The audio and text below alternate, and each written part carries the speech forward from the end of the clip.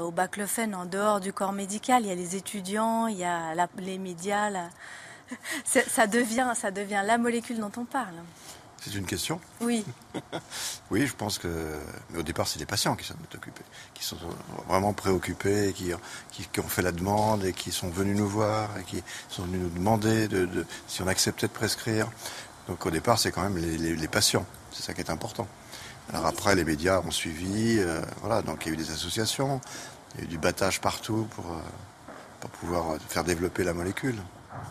Qu'est-ce qui vous a poussé à lancer cette étude ? Parce qu'il y avait un faisceau d'arguments qui m'ont fait penser qu'on était face à une révolution vraiment importante en médecine. Et d'ailleurs, j'ai présenté cette étude à l'Académie nationale de médecine. Et le président a dit de façon assez...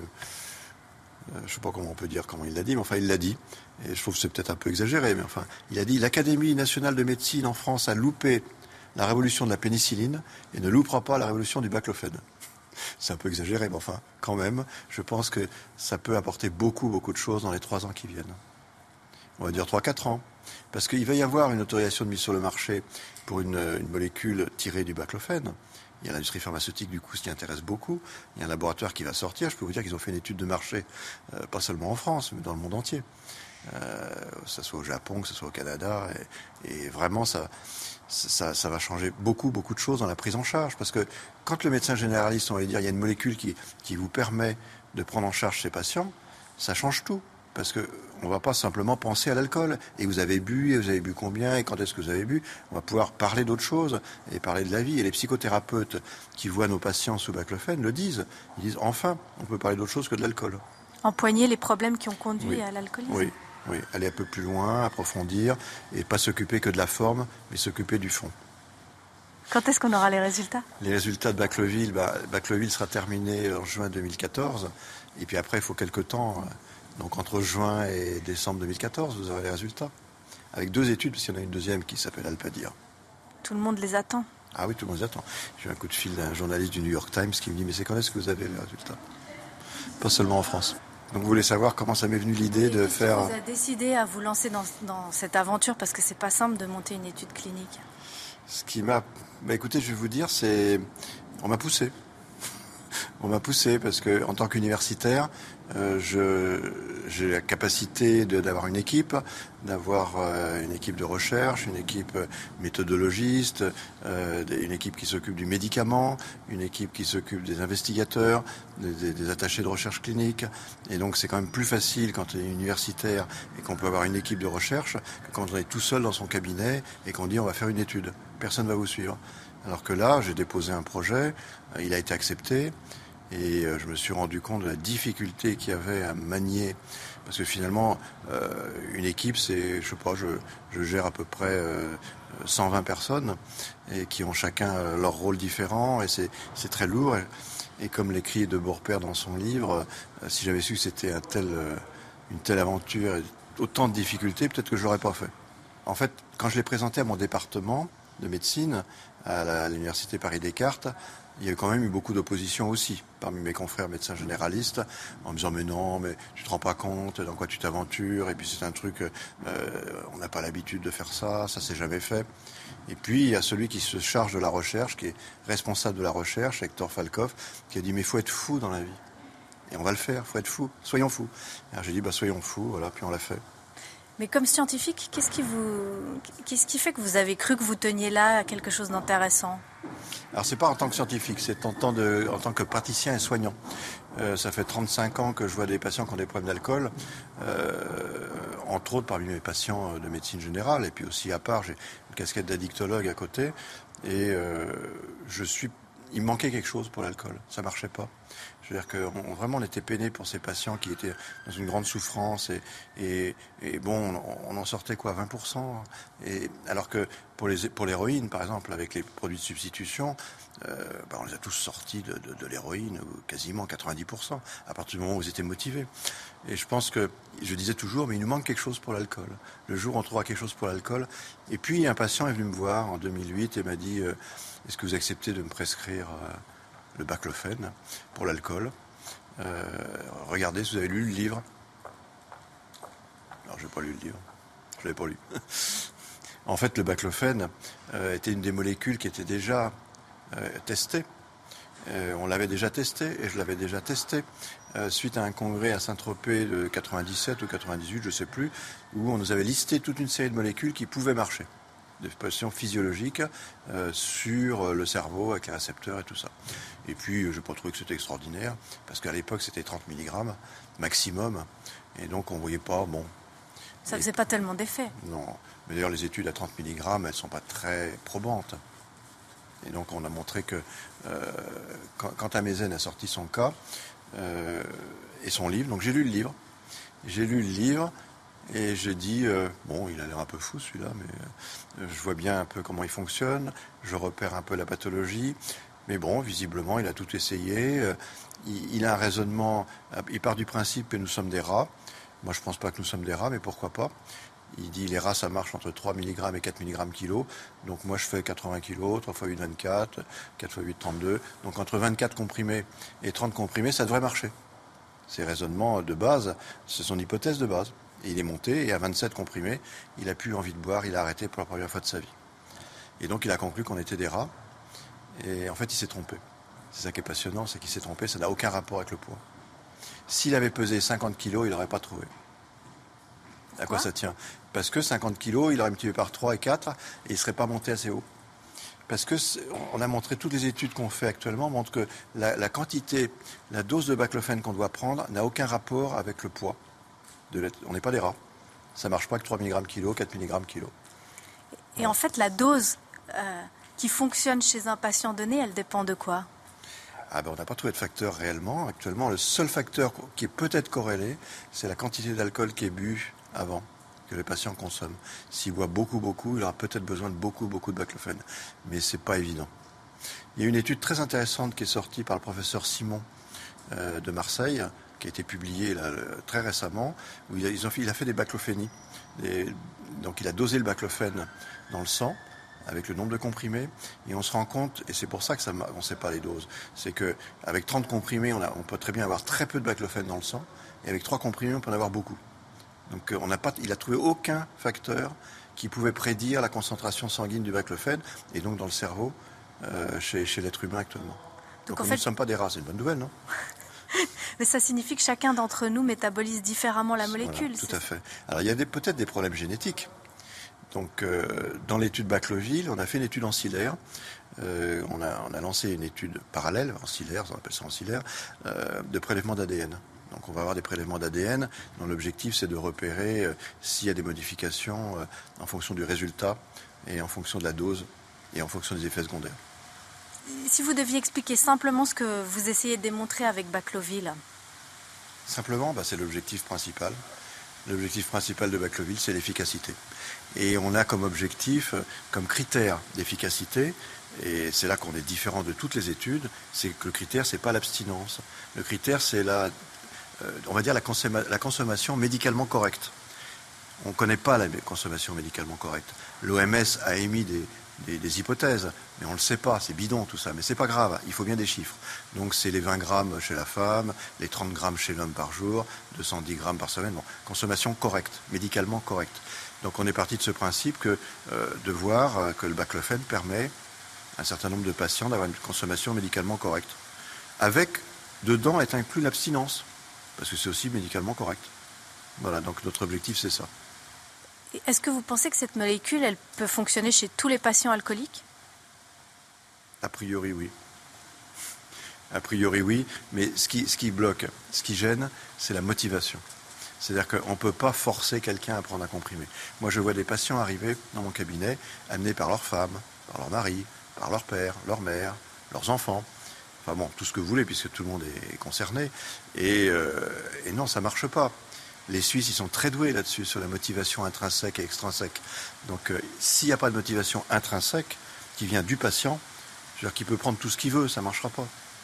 C'est-à-dire qu'il va avoir tous les effets secondaires qu'on veut. Il va dire, oui, ça ne marche pas parce que j'ai des somnolents. Par contre, un patient très motivé, je peux vous dire que les effets secondaires, ils passent complètement à côté. Il en a. Mais il va dire, bon, voilà, moi je suis un peu somnolent, mais c'est tellement mieux qu'avec l'alcool. Avec l'alcool, c'était tellement horrible. Et on l'a écrit dans Le Monde. cette molécule, elle permet de penser et de penser sa vie. Alors P-E-N-S-E-R, et d'abord P-A-N-S-E-R, penser, et puis après penser. Et c'est ça qui est extraordinaire avec cette molécule, je trouve, hein, c'est que les patients nous le disent, hein, ils prennent du recul. Alors c'est dangereux. C'est dangereux parce que d'un seul coup, ils prennent conscience de tout ce qu'ils ont loupé dans leur vie, tout ce qu'ils ont gâché. Parce que finalement, l'alcool, on sait très bien que ça permet de ne pas affronter la réalité. Pour beaucoup de patients, c'est un moyen de ne pas affronter la réalité. Et du coup, la réalité leur revient. Hein, ils ont saccagé la famille, ils ont perdu leur boulot, et ils font une dépression. Et il y en a qui se suicident. Et c'est pour ça qu'il faut que le médecin, le soignant, il soit très vigilant par rapport à ça. Parce que l'arrêt de l'alcool, et quand on dit que le baclofène entraîne des suicides, ou que le baclofène... En fait, l'imputabilité, elle est discutable. C'est l'arrêt de l'alcool qui entraîne des problèmes. Et puis l'alcool en lui-même. Donc vous voyez, il faut faire la part des choses, et ça, l'étude contre un placebo, c'est la seule étude qui permet de faire la part des choses. Parce qu'autrement, on n'est pas objectif. Avec ces arguments-là, comment vous expliquez qu'il y a encore autant de réticence de la part d'un certain nombre de médecins à tenter une thérapie par le baclofène? Bon, je crois qu'il y a plusieurs arguments à ça. Il y a des arguments objectifs et des arguments subjectifs, comme pour tout. Il y a des médecins que ça dérange. Ça dérange qu'on puisse dire qu'une molécule va tout changer. Ils ont raison, parce qu'il y a une prise en charge globale. On ne peut pas donner un médicament, autrement on le mettrait dans une machine à distribuer. Et on voit bien les patients qui se servent sur Internet, on voit bien les problèmes que ça donne. On ne peut pas se soigner comme ça. C'est-à-dire qu'il faut qu'il y ait une prise en charge vraiment biologique, médicale, psychologique, sociale, juridique, éthique, culturelle, spirituelle. C'est ça la médecine générale, entre autres. Mais si les médecins, en plus, en ont fait leur boulot, si c'est leur vie, et qu'ils ont des techniques à eux, et d'un seul coup on leur dit bah oui mais votre technique ça donne 20% de bons résultats, vous pensez qu'il y a plus mais quand on les évalue c'est pas plus, voilà, donc ça remet en cause beaucoup de choses pour eux. Et pour certains c'est difficile. Et on a beaucoup de médecins qui sont qui ont du mal à bouger, qui sont réacs, voilà, on va dire les choses autrement, et qui ont du mal à admettre que des fois il faut être moderne, il faut changer, il faut évoluer, il faut apprendre. Ça me rappelle, quand je me suis inscrit en médecine, le doyen ici de cette faculté, il n'y avait qu'une faculté de médecine à Paris à ce moment-là. Il a dit, il était phtisiologue. Il était phtisiologue, c'est-à-dire qu'il soignait les tuberculoses. Et puis il a dit, vous voyez, je me suis trompé parce que j'ai tout axé sur la phtisie, la tuberculose, et puis maintenant il n'y en a plus, et je suis au chômage. On avait envie de lui dire quand même, écoutez, vous pouvez vous recycler, vous êtes médecin, vous pouvez faire autre chose. Enfin, je veux dire que c'était terrible d'être bloqué par ça. Il y a des arguments aussi financiers. Ça gêne beaucoup parce que ceux qui font des cures, des post-cures et tout ça, on peut imaginer que dans 10 ans, avec le baclofène et les autres molécules qui vont sortir, on aura... Il y a 9/10 des cures qui vont disparaître et des post-cures. Et ça, c'est insupportable pour ceux qui vivent de ça. Ils vont être au chômage. Il faut qu'ils se recyclent. Enfin bon. Et puis après, il y a l'industrie pharmaceutique, avec les conflits d'intérêts. C'est encore un autre volet. Ça, vous pouvez tout à fait faire des enquêtes là-dessus. Oui, mais les alcooliques, c'est vraiment les parents pauvres de tout, de l'industrie. Finalement, c'est des patients dont personne... Mais il y a plein de gens qui vivent des alcooliques. Attendez, vous plaisantez, là. Vous ne vous rendez pas compte le business que ça fait? Ils sont malades à vie, ils rechutent tout le temps, ils retournent tout le temps, ils font 10 cures, 15 cures, et puis ils reviennent tout le temps. C'est des patients extraordinaires.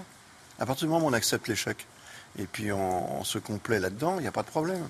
Les généralistes, ils ont du mal à s'occuper parce qu'ils ont du mal à supporter l'échec en général. Et là, visiblement, avec l'alcool, ils sont mis en échec tout le temps. On voit bien, un généraliste au début, il dit, moi je vais m'en occuper, je vais le sortir de là, et puis le patient il rechute, et dès la première rechute, c'est terminé. C'est vrai qu'il y a un côté désespérant à soigner une personne alcoolodépendante. Mais moi je crois pas que ce soit plus désespérant que de soigner quelqu'un qui a du diabète.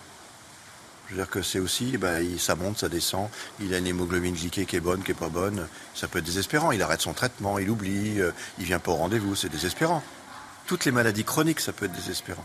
Mais c'est notre boulot à nous. Vous faisiez tout à l'heure le parallèle avec la méthadone.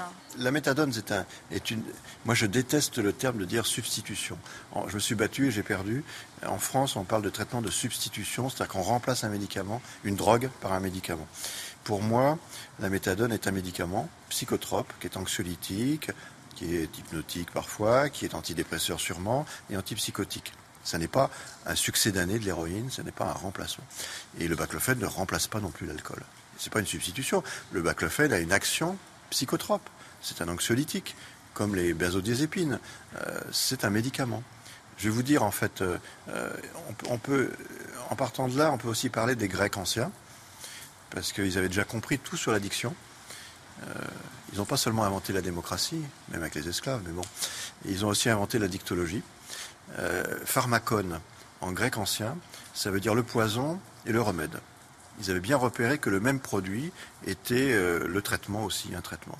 Et l'alcool est un très bon médicament. L'alcool est le meilleur anxiolytique qu'on connaisse. D'ailleurs, dans la Bible, Noé il s'est saoulé. Hein. Il n'y avait pas de benzodiazépine à l'époque. Enfin, tout ça pour dire que le problème de l'alcool, c'est que ça a trop d'effets secondaires. Voilà, donc c'est pas un bon médicament à cause des effets secondaires. Autrement, c'est l'anxiolytique le plus rapide. Moi, ce que j'arrive pas à comprendre, c'est qu'on a pris des risques autrement plus graves avec des molécules nouvelles qu'on ne connaissait pas, dont on n'avait pas pour lesquelles on n'avait pas de recul, dans des situations où les gens étaient pas encore malades ou en prévention primaire. Et là, on a une vieille molécule et des gens qui sont en train de se détruire, qui sont souvent en phase en mort imminente. Je sais pas si on peut dire ça, mais enfin, ils vont vraiment mal. Comment expliquer? Alors, je comprends qu'on puisse avoir des réticences dans des cas où on se dit peut-être il faut essayer autre chose avant, mais quand les gens vont vraiment mal et qu'ils le réclament, comment peut-on ne pas prescrire tout? Mais vous savez que c'est la loi, c'est la loi. Hein. Il y a des médecins, comme des Français, comme des Suisses, qui respectent la loi. Hein. Donc nous sommes hors la loi. Et encore, c'est pas tout à fait vrai, parce que l'AMM, on peut prescrire. On peut prescrire hors AMM. On peut prescrire tout à fait hors AMM. Et quand on croit qu'on est hors la loi, c'est pas vrai. On est hors la loi quand on ne met pas sur l'ordonnance hors AMM. Donc quand on se fait rembourser, là on est hors la loi. Parce qu'il y a une loi qui dit que tout médicament hors AMM ne peut pas être remboursé par la Sécu. Donc là on est hors la loi. Mais le prescrire comme ça, on n'est pas hors la loi. Mais il y a des médecins qui ont très peur, qui sont dans un cadre, qui vont pas bouger. Le médecin dans le jury, là, il a dit que lui il prescrirait pas, parce que tant qu'il n'a pas le feu vert. Donc c'est comme ça. Qu'est-ce qu'il risque s'il le fait? S'il le fait rembourser, il risque que la Sécurité sociale lui demande de rembourser au médecin ce qui a été remboursé au patient. Et sinon? Si le patient meurt et que la famille porte plainte, il aura tort. C'est ça. Le risque, c'est ça, c'est qu'il ne pourra pas plaider l'aléa thérapeutique. Il peut plaider toujours un protocole compassionnel. S'il peut montrer que le patient il a tout essayé, que de toute façon il allait mourir et qu'il avait tout perdu, je veux dire, qu'est-ce qu'on risque? Vous avez raison. Moi j'ai toujours dit que c'était un protocole compassionnel. Et quand le médecin de la Sécurité sociale m'écrivait en disant faut pas le rembourser, ceci, cela, je disais oui, mais d'accord, mais c'est non-assistance à personne en danger. Alors écrivez-le moi qu'il faut pas que je le prescrive. J'ai jamais eu de lettre. Hein. Et une dernière chose encore, dans les réticences, on voit aussi énormément de patients alcoolodépendants abstinents depuis longtemps. Ah. Vous qui les connaissez bien. Oui, mais ils ont fait tellement d'efforts. C'était tellement dur pour eux d'admettre que maintenant on donne un médicament et qu'il n'y a plus d'efforts à faire, ce qui n'est pas vrai d'ailleurs. Mais c'est insupportable. C'est-à-dire on vous dit, je sais pas si vous vous rendez compte ce que c'est que d'être abstinent. Pour beaucoup, c'est une lutte permanente. Les alcooliques anonymes, ils sont abstinents, mais dès le matin, ils se disent aujourd'hui, je bois pas. C'est-à-dire que l'alcool fait partie d'eux. C'est une identité. Ils sont alcooliques. Bonjour, je m'appelle M, je suis alcoolique. Ils en ont fait une identité, ce qui est quand même complètement différent. Nous, on propose que l'alcool, ça soit pas une identité. Donc moi, je dis pas alcoolique. Je ne suis pas alcoolique, j'ai un problème avec l'alcool. Et c'est pareil pour le diabète. Les associations de patients, ils en font une identité. Bonjour, je suis diabétique. Non, vous avez du diabète. Ça change tout. Il fait aussi au Naïmine.